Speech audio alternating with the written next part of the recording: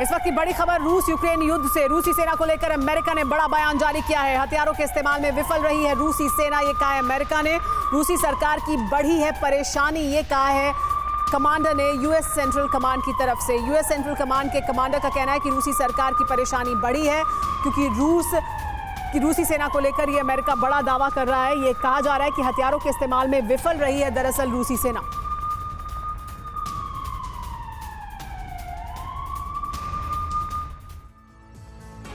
Ukraine रूस जंग में वक्त जैसे जैसे गुजरता जा रहा है वैसे वैसे हाहाकारी जंग का आगाज तेज होता जा रहा है।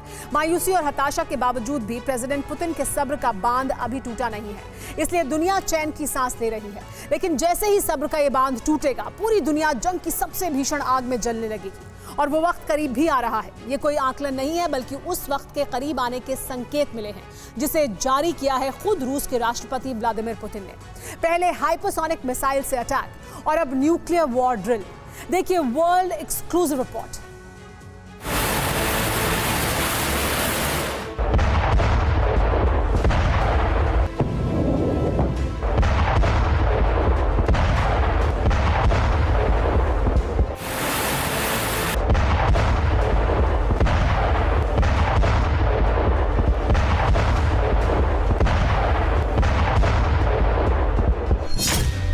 चौबीस फरवरी 2022 जंग छिड़ी, दुनिया दहली।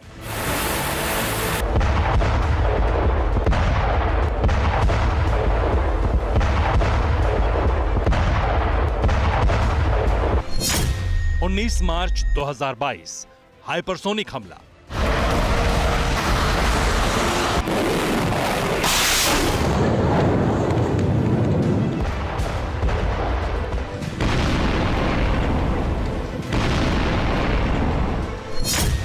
यूक्रेन का हथियार गोदाम तबाह।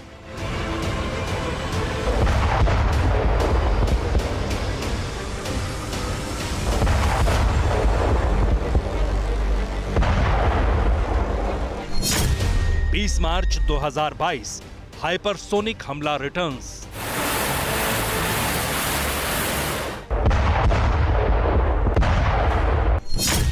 यूक्रेन का ऑयल डिपो रूस ने उड़ाया।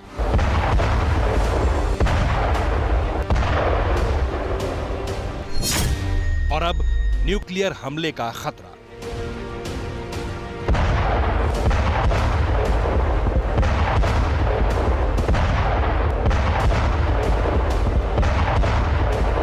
किसी भी वक्त, किसी भी पल, कहीं से भी यूक्रेन पर कहर बरपेगा और पूरी दुनिया जंग की आग में जल उठेगी।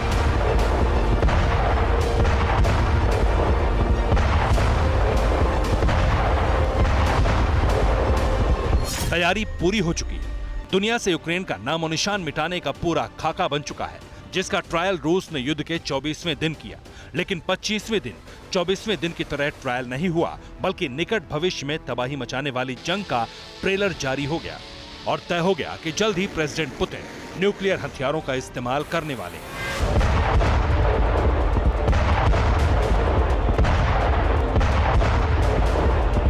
युद्ध के 24वें दिन रूस ने इवानो फ्रैंकोविस्क में अंडरग्राउंड हथियार गोदाम को सिर्फ एक मिसाइल हमले से तबाह कर दिया। यूक्रेन डिफेंस इंटेलिजेंस इस विध्वंसक हमले की क्षमता का पता लगाने में जुटा ही था कि रूस के रक्षा मंत्रालय ने हाहाकारी धमाके की सच्चाई बताई और दुनिया को दहला दिया।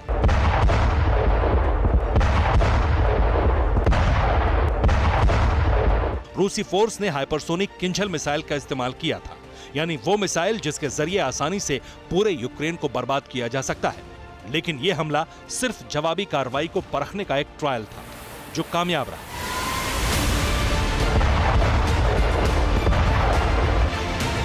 इस हमले के ठीक दूसरे दिन रूस ने फिर किंझल हाइपरसोनिक मिसाइल का इस्तेमाल किया और यूक्रेन का सबसे बड़ा ऑयल डिपो उड़ा दिया, जिससे साफ नजर आने लगा कि रूस किस दिशा में आगे बढ़ रहा है।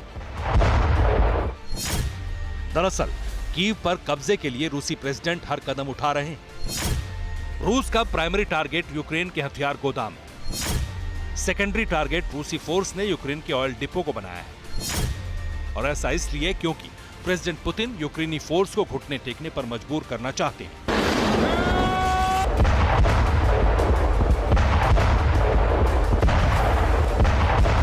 लेकिन यूक्रेन को यूरोपियन और नाटो देशों से मिल रही मदद की वजह से ऐसा मुमकिन नहीं हो पा रहा। इसलिए अब सिर्फ कन्वेंशनल और एडवांस हथियारों का इस्तेमाल ही नहीं, बल्कि मास डिस्ट्रॉयर हथियारों का भी इस्तेमाल होगा। और किंझल मिसाइल को दागकर प्रेसिडेंट पुतिन ने अपने प्लान का एग्जीक्यूशन भी कर दिया है।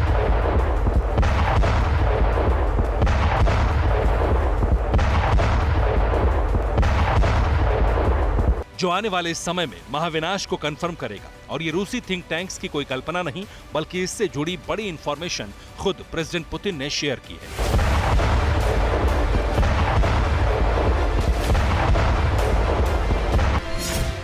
प्रेसिडेंट पुतिन ने अपने देश में एक ट्रेनिंग प्रोग्राम शुरू किया है। ट्रेनिंग परमाणु युद्ध के दौरान आम लोगों को बाहर निकालने की है। दावे के तहत क्रेमलिन की सियासी हस्तियों को पुतिन ने ट्रेनिंग में शामिल होने के निर्देश दिए हैं।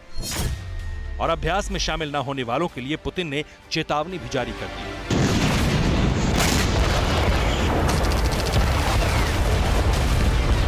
यानी प्रेसिडेंट पुतिन ने साफ तौर पर परमाणु युद्ध छिड़ने का सिग्नल दिया है, जिसमें पलटवार होने की आशंका के तहत आम लोगों को बचाने के लिए ट्रेनिंग दी जा रही है। अब सवाल यह है, आखिर प्रेसिडेंट पुतिन इतना बड़ा कदम उठाएंगे क्यों? क्यों दुनिया को जंग की आग में धकेलकर पुतिन सबको दहलाने पर आमादा है?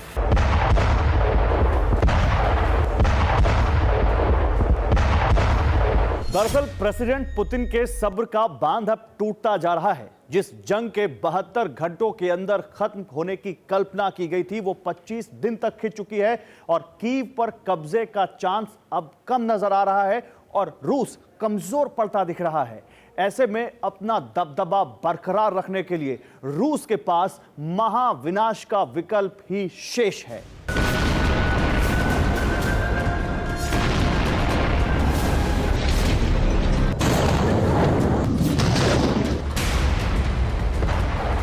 यानी पुतिन के सब्र का बांध अभी तक सही सलामत है, लेकिन इतना तय है, जब ये बांध टूटेगा तब दुनिया में तीसरा न्यूक्लियर बम फूटेगा। और पुतिन के सब्र का बांध कब टूट जाए कोई नहीं जानता, क्योंकि अब तक के हालातों में पुतिन की हताशा सबके सामने है। सूत्र बता रहे हैं कि 25 दिन के युद्ध की वजह से पुतिन उदास और गुस्से में है। पुतिन अपना गुस्सा करीबी लोगों पर ही उतारते दिखे। पुतिन चर्चा करने की बजाय सिर्फ आदेश जारी कर रहे हैं। अपने बच्चों से भी प्रेसिडेंट पुतिन अभी तक सीमित संपर्क में है।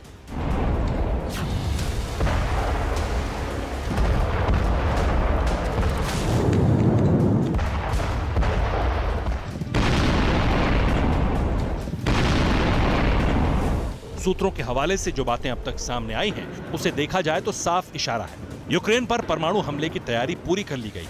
लेकिन सवाल यह है कि आखिर यूक्रेन पर परमाणु हमला होगा कहां से?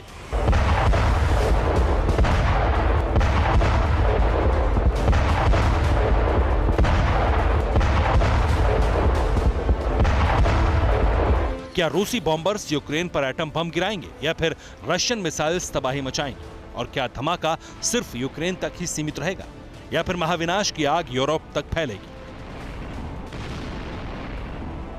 इन तमाम सवालों के जवाब रूस ने खुद दिए हैं। जवाब है साइबेरिया।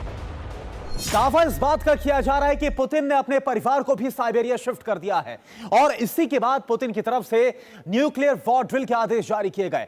पुतिन के इस आदेश के बाद क्रेमलिन के अधिकारी भी दहल चुके हैं और दावा तो इस बात तक किया जा रहा है कि अधिकारियों को इस बात का डर है कि पुतिन के फैसले का अंजाम बेहद भयानक हो सकता है।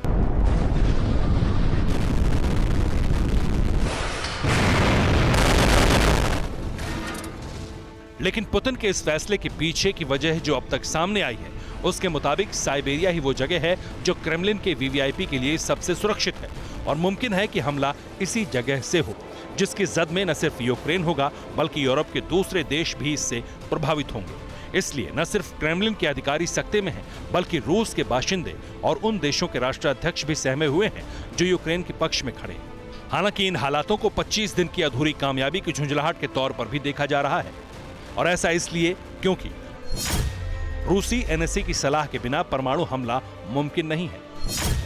पुतिन के आदेश को न्यूक्लियर फोर्स एनएसए के पास विचार के लिए भेज सकती है। एनएसए के असहमत होने पर न्यूक्लियर फोर्स देश की न्यूक्लियर कमेटी को आगाह करेगी और न्यूक्लियर कमेटी प्रेसिडेंट पुतिन को दोबारा फैसले पर विचार करने के लिए कह सकती है।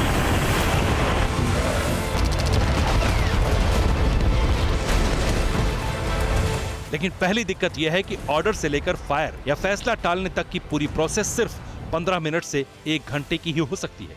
जबकि दूसरी दिक्कत यह है कि प्रेसिडेंट के आदेश पर रूस की न्यूक्लियर फोर्स बिना किसी से सलाह मांगे या किसी को हमले से आगाह किए बिना भी सीधे आदेश का पालन कर सकती है।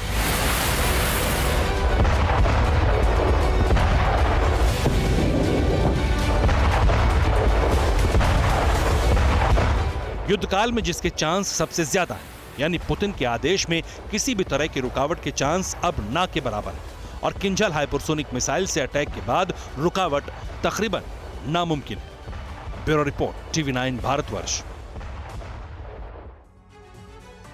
परवाह देश की, सोमवार से शुक्रवार रात 10 बजे TV9 भारतवर्ष पर।